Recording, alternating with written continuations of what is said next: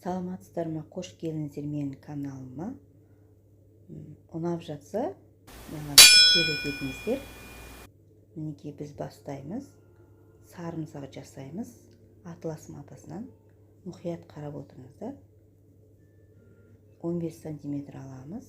Атлас матасын домалақ қып қиып дайындап қойдым. Енді осыны ақ жіпті инеге өткіземіз. Айландырып тігіп шығамыз.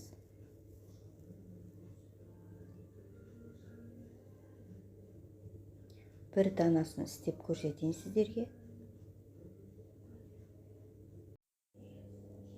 Мінекей біздің матамыз тігіліп бітті. Айландырып тіктік, дайын болды. Енді ортасына біз синтефон мақтаны қоямыз, саламыз ішіне. Синтефон мақтаны қойған дұрыс болады, өйткені мақта қойсаңыздар, оның ішінде түйін болып, жаңағы сіздер көріп отқанда чесноктың жаңағы мүсіні жақсы шықпайды. Сол себептен міндетті түрде синтефон мақтасын қойыңыздар. Мұны біздің сарымсағымыз дайын болды. Сарымсағымыздың мүсіні енді түбін жақсылап қайта тігу керек. Шет-шетін инен ұшымен босатып бір тегіс қып алдық. Енді осының ортасынан, астынан жоғары қарай тура ортасына тесіп инені өткізіп алып, сарымсақты төртке бөлеміз. Бос қалдыруға болмайды жіпті. Қаттырақ тартсаңыздар, жаңа сарымсақтың мүсіні шығады, тістері шығады. Өздеріңіз білесіздер, сарымсақтың тісін ірі қылам десеңіздер, 6 тіс қылсаңыздар да болады. Ал сарымсақ майда болып, кейбіреу майда болып өседі ғой сарымсақтың. Сол себептен 8 қатар істесеңіздер де болады. Қараңыздар, сарымсаққа құсап келе жатыр.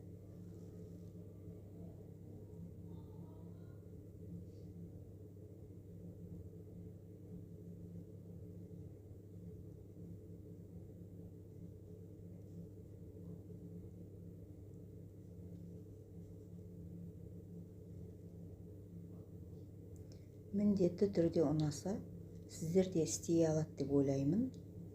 Бәрінің қолынан келеді. Өйткені адам бәрінде өнер бар, толған өнер бар. Тек қана ерінбеу керек та бұны істеу үшін. Мінекей біздің сарымсағымыз дайын болды. Енді осы сарымсақтың сыртында қабығын жасаймыз. Ол үшін күлгін түсті фломастерді алдық.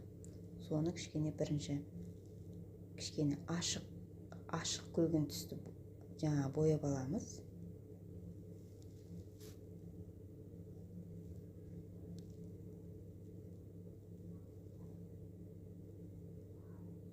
Бұл сарымсақтың сырттары бір тегіс күлгін түс болмайды ғой, өйткені бүйтіп тарам-тарам болып, жаңағы осындай күлгін түсті болып тұрады. Енді ашық күлгін түстен енді қоюлау күлгін түсті үстінен кішкене бояймыз.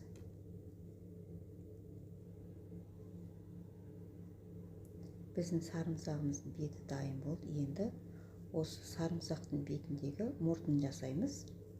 Мұртын жасау үшін кішкене жуыт жібін аламыз, кендір сияқты. Оны кішкене алып, ортасын ажыратып, кәдімгі жүн түткендей қылып түтіп дайындаймыз. Кішкене кәдімгі тоқитын жіпті аламыз. Енді кішкене қырқып алып, ортасын байлап,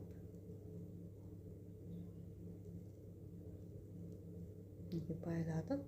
Енді бұның артық жүндерін, жіптерін қырқып тастаймыз. Біздің кішкене сарымсағымыздың мұрты дайын болды. Енді осы сарымсағымыздың түбін істейміз. Ол үшін осы атлас матаны дайындап қойдым. Ұзындығы 17, ені 8 сантиметр қылып. Ортасына қосу үшін мынау кішкене тоқыма жіпті, жаңағы жасыл жіпті алып, жаңағы атлас матаның ортасына кіргізіп осыны тігеміз қазір ине жіппен.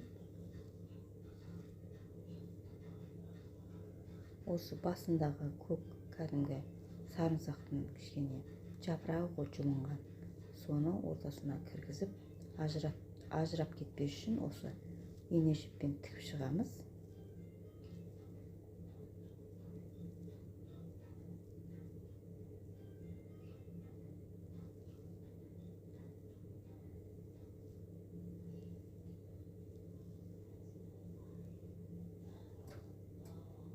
Осы менің жұмысым сіздерге ұнаса, міндетті түрде лайк басып, жаңағы дәрекке жазып кетіңіздер. Қалай істейтінін түсінбесеңіздер жазып кетіңіздер. Мен сіздерге айтуға тырысамын.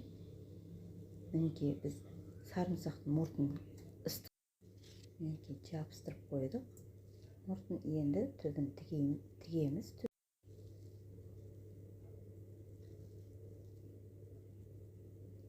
Түбін кішкене жібін көрсетпей ұқыптап тігуге тырысамыз.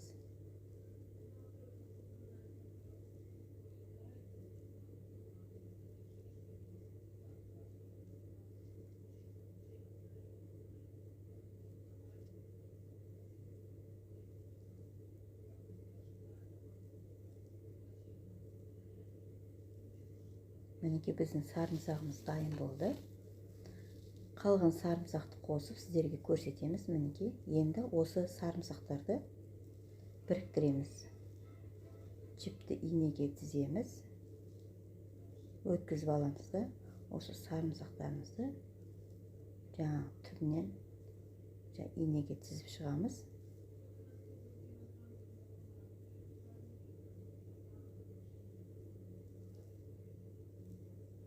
Жеті дана істедім.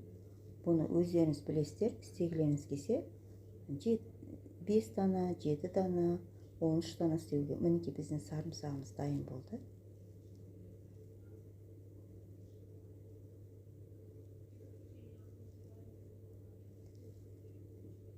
Көргендеріңізге рахмет. Мінекей